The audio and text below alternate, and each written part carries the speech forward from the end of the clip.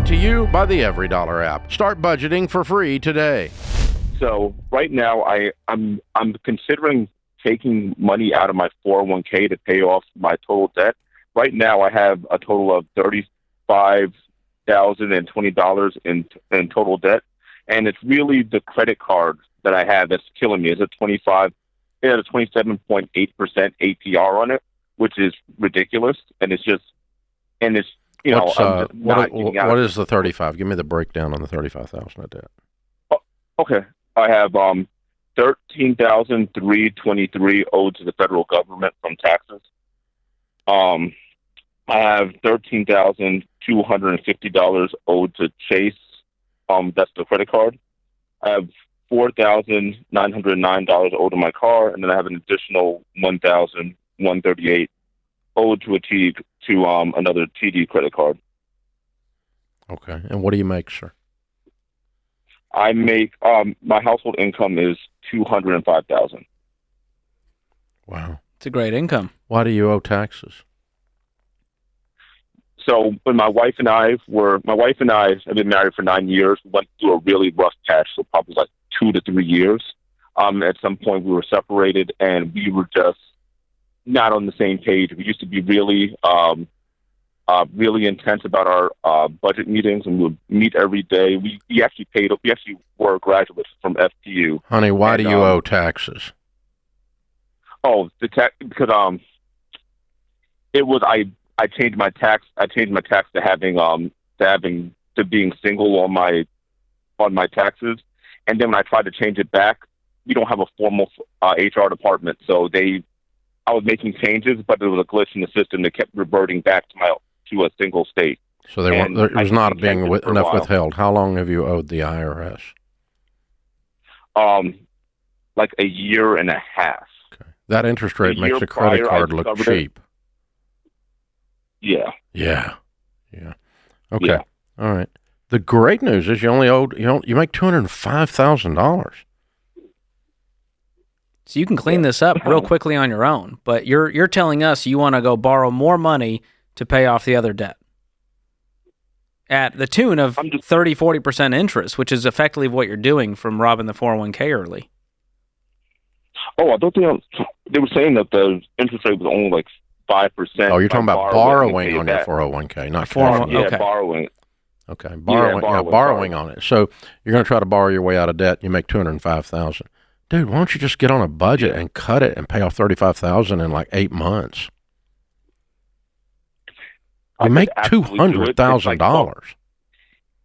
So the thing is, I'm like talking to my wife, and she still wants to keep like putting money aside for our daughter, and then her life insurance is also very high. She has a pre-existing condition that we didn't find out until she was giving birth.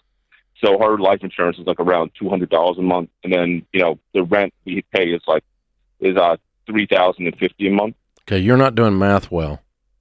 You make $205,000, and you said she pays $200 for life insurance as if that was a problem. That's $2,400. Yeah. That's 1% of your income. That is not the problem, honey. The problem is you guys are not on a plan, you're not working together, and you're spending like you're in freaking Congress. You got to stop all investments temporarily, and that includes saving for the kids temporarily.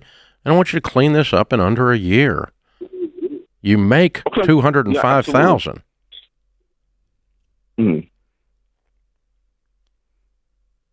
That's true. Yeah, you're absolutely right. Yeah, I mean, let's do it. Let me help you. 205 minus 35 is 170. Yeah. You still got 170,000 minus taxes to live on. Cry me a river. Seriously. Thank you, Dave.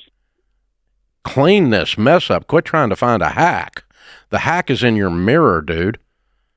You fix the guy in your mirror and that woman standing beside him, and the two of us are working together because we want to get out of debt so we can build an emergency fund, so we can build our retirement, so we can save for our kids, and we can become wealthy and change our family tree. Now we got something to live for. It's time to get dialed in and focused. Y'all just been disorganized and lazy and distracted by the rough patch that you went through. Now it's time to get on the game, man.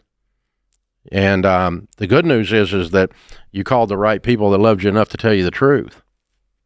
And the math on this is real simple when you make this kind of money. I mean, if you guys are bringing home 11 or 12,000, could you throw $4,300 a month of the debt? Because that's 8 months. All the debt's gone. You can still live on, $7-8 grand. $3,000 a month is 12 months, and you're done, man.